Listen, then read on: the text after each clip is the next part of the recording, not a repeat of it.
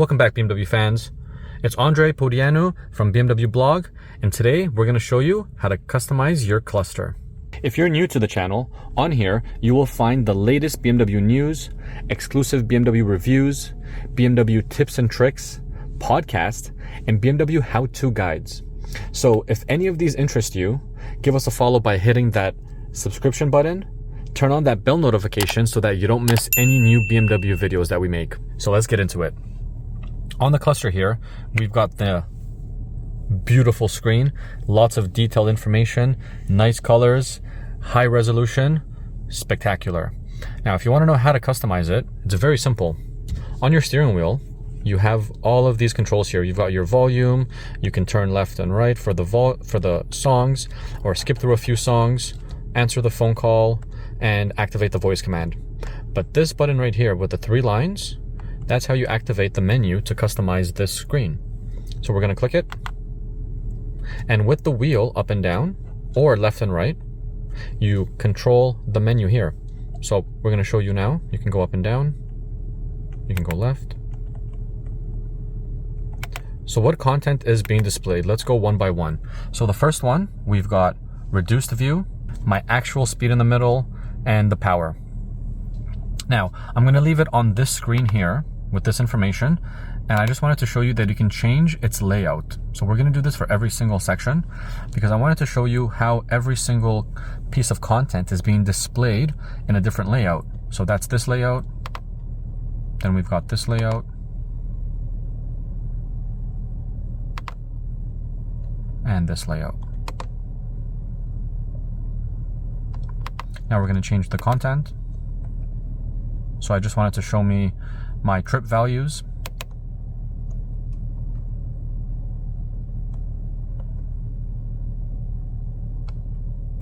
Now I'm going to change the content again.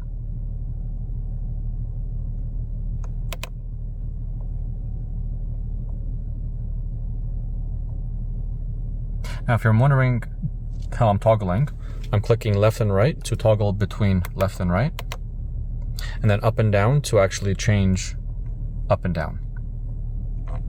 So I'm going to go left again, go to content. So now it's showing me the map, and this map is being displayed with the augmented reality navigation. So if your car is equipped with a 360 camera, you most likely have the augmented reality navigation, and it just works so good. You can have it being displayed here or have it being displayed right here. And I'm going to quickly show you how to change that. You're going to go to your navigation. You're going to go to the small arrow. You're going to go to the gear. You go to guidance. And at the very top of guidance, you're going to choose augmented view overlays. And we want it to show just in the control display, not in the cluster. So now I've got my augmented reality showing on the big screen here. You see it? It just popped up. And then in the center cluster here, I just have the regular map. And now let's go through the options of the display, the layout, I should say. It's nice. And then of course, for the navigation guidance, you can have it being displayed in the head-up display, and it's on the expanded mode, which shows me the map, my speed limit for the road, my actual speed. It's showing me that my parking sensors are on. And that is correct, my parking sensors are on.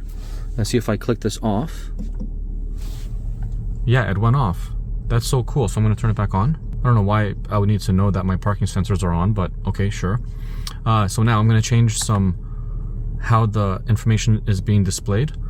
So this one is the standard view. This one is the directional view. This one is the sport view, and this is reduced view. I actually don't mind the reduced view. It just doesn't display the map in such a big way. It kind of shows it in the top left corner, top right corner. I've got the arrows where to turn left and right, my speed limit for the road, and my actual speed. So the other things that we can customize on the screen here are the G meter, so it's going to show you how hard you accelerate, how hard you brake, how hard you're turning corners. And now let's go through the different layout modes.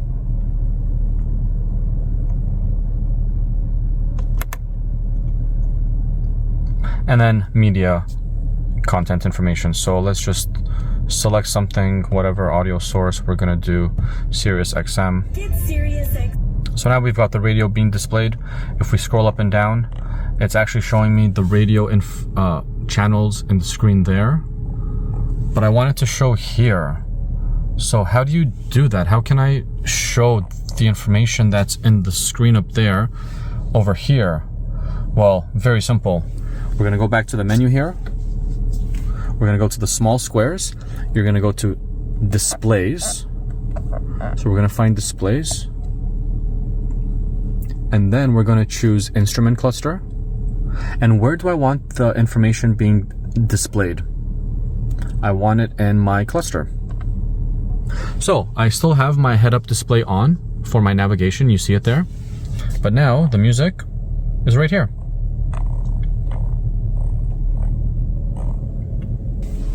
And since we're in the instrument cluster setting area, this is also where you can go to convert the speed.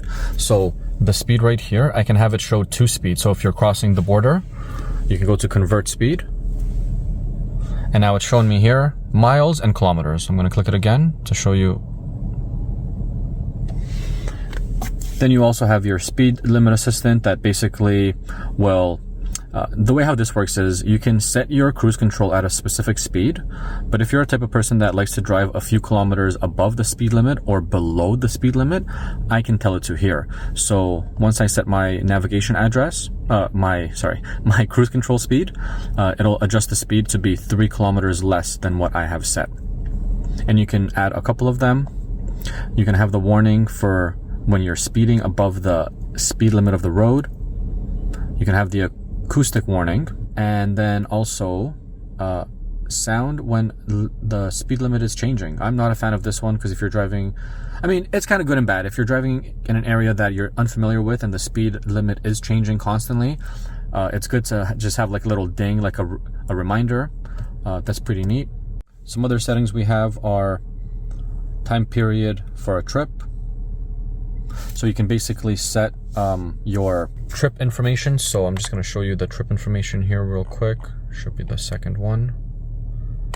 So I can have this cleared since the start of my trip, since the last refuel, since factory, since the car was PDI'd and put on the road, or individually clear it, as well as reset individual completely. So I've just reset all the trip data here. So I've driven 0 kilometers on this tank so far, but the total mileage is always going to be displayed.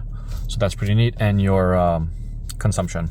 Now there's guidance here, which is basically going to take you to the navigation settings, which we've already gone through, like the augmented reality, the navigation, voice. Turn left and then immediately turn left. And configure content. What information do you want it to show here? So, okay, that's cool. I just realized that you can remove the G meter. So I can't. Oh, that's nice. I love it.